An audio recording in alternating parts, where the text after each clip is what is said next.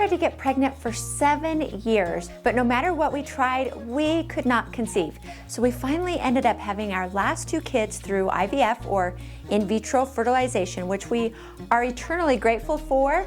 But in those 7 years, I spent a lot of time learning everything I could about trying to get pregnant. So today, I'm gonna share some of what I have learned with you. Now, if you're new here, my name is Diana. I'm a physician assistant and a mommy to 4. And on this channel, we talk about pregnancy, babies, and also just being a mommy. So subscribe and also let me know in the comments section what brought you to this video. I also want to thank the sponsor of today's video, Inito, which we will talk about later in this video. But now that all the introductions are done, let's jump into the video, starting off with a quick overview of fertility and conception, because fertility, it's really a complex interplay of biological and also environmental factors. The typical healthy couple has about a 20 to 25% chance of conceiving with each menstrual cycle. And over time, these chances accumulate, resulting in about 80% of couples conceiving or getting pregnant within 6 months of trying, and 85% within a year. So if you've only been trying for a few months, your chances are pretty good that you might still get pregnant within another 6 months or so. But what if you've been trying longer than that? Or what if you just want to be more deliberate with your efforts? So like I mentioned earlier, 85% of most couples will get pregnant within a year of trying. But there are some situations where you don't need to wait a year of trying before seeking help with getting pregnant. So situations like you've had more than 1 miscarriage, you have endometriosis or a history of something called PID or pelvic inflammatory disease, if you've had cancer treatments like chemotherapy or radiation, if you've already had infertility issues, if you have no periods, or you have very irregular periods. Also, if you are over the age of 40, or if you are over the age of 35 and already been trying for 6 months. And guys, if you're watching this, I don't want you to feel left out. So for you, if you have a low sperm count or other problems with your sperm, or if you have had chemotherapy for cancer, if you have a history of problems with your testicles or prostate, if you've had hernia surgery, small testicles, swollen veins inside your scrotum, or if either of your relatives have had a history of infertility. Now, I'm not saying that if you've had one or more of these things that I just mentioned that you have to talk to your healthcare provider before trying to get pregnant.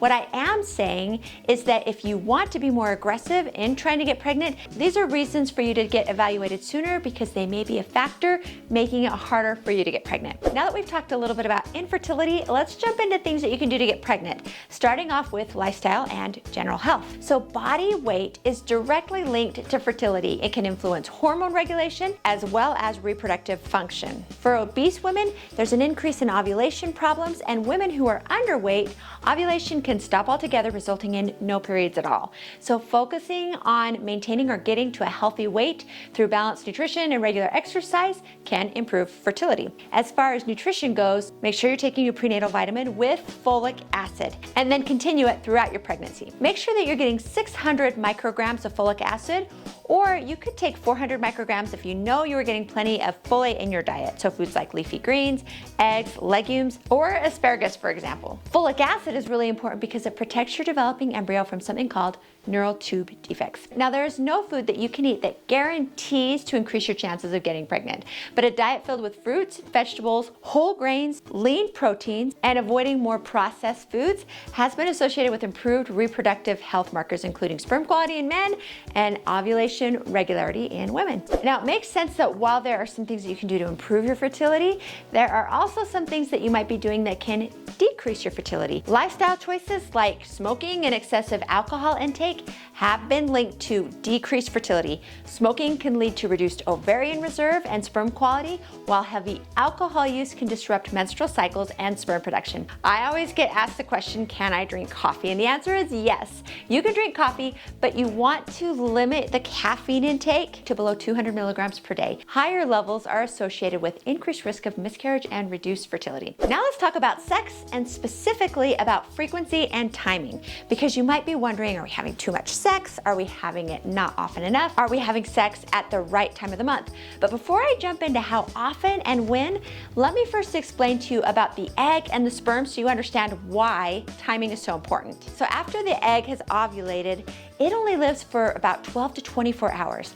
Now the sperm, on the other hand, can live up to 5 days. After ejaculation, the sperm swim up from the vagina to the cervix and the uterus, and then that's where they stay for the 5 days. This period of time where the sperm is alive and inside the uterus, all the way up until the day after you ovulate, is called the fertility window, which I like to call the best time to try to get pregnant window. Hello? The window is open. What are you waiting for? Run, Ted, run! Which is the optimal time for you to have sex. So if the best time to have sex to get pregnant are the days leading up to and a day after ovulation, then it's now easy to understand why knowing the day you ovulate is so important. So I know that trying to figure out when you ovulate can feel a little bit like you are trying to predict the future, because you are trying to know when to have sex based upon an event that hasn't happened yet, right? Remember, the fertility window starts about 5 days before you ovulate. But luckily there are ways to predict when you're gonna ovulate. Some ways are more accurate than others, so let's talk about that. So the start of your cycle is the first day of your period. That's day number 1. And when you're trying to figure out when you're gonna ovulate, you're basically trying to predict when it will happen, and you can do that a number of ways. So let's start with the basic calendar method, and that is simply determining when you might ovulate based upon when you ovulated each month up to this point.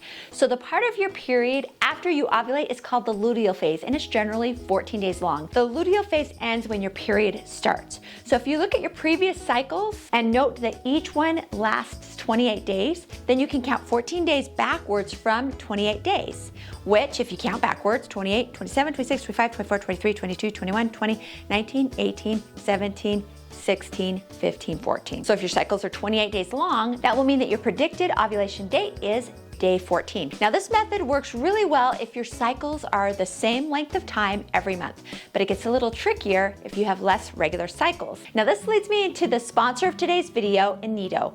Inito is an advanced ovulation tracking method, and I can't tell you how much I wish this was available when I was trying to get pregnant, because this literally takes the guesswork out of figuring out when you ovulate. Inito is a small device that attaches to your iPhone, and it tracks your fertility hormones. You can test your hormones yourself at your home. It's so cool. So let me show you what it does. So by sampling your urine, Inito is able to determine 4 of your hormones: estrogen, LH, FSH, and PDG, which is a urine metabolite of progesterone. Many ovulation kits can predict when you might ovulate with estrogen and LH, but by also testing FSH and PDG, Inito can also confirm that you've ovulated. And when you test your hormones daily, the Inito app beautifully graphs what all 4 of these hormones are each day throughout your cycle. Typically, estrogen rises 3 to 4 days before ovulation, LH surges 24 to 36 hours before ovulation, PDG rises after ovulation, and FSH tracks follicular growth. So it's really cool to actually see what your hormones are doing each cycle. To use the Inito kit, you collect a urine sample, put the test strip in the sample for 15 seconds, attach it to the Inito fertility monitor right on your iPhone,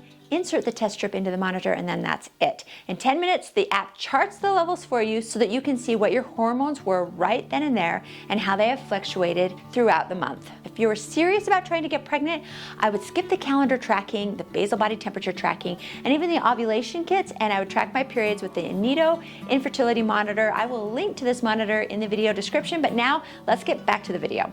Now that you know how to figure out when you will ovulate and when your fertility window is, let's talk about what you need to be doing during your fertility window. And that answer is easy: lots of sex.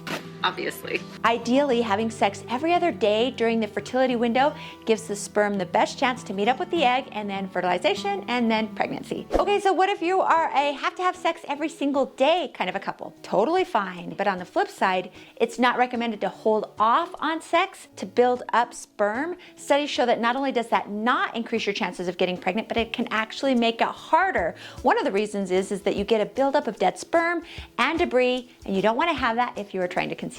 Now, what about positions after sex? Do you need to do headstands afterwards, or elevate your hips, or have your legs up in the air afterwards? No. As long as ejaculation occurs inside the vagina, there's no post-sex position that will make any difference from there. With regards to female orgasm, while it's not required for conception, it's encouraged for bonding and also emotional benefits. And one last tip, if you don't need lubrication, that's ideal when you're trying to get pregnant, but if you do need lubrication, make sure to use a fertility-friendly lubricant. Some lubricants impair sperm's ability to swim effectively, so I'm going to link to my favorite ones in the video description, along with the Inito fertility monitor, who I want to thank once again for sponsoring this video. Now, when you do get pregnant, I have made a week-by-week pregnancy series walking you through your entire pregnancy. It's a series about 40-ish videos covering a week of pregnancy with each video. But for now, I will link to my video on the earliest signs of pregnancy. Click on that and I will see you over there.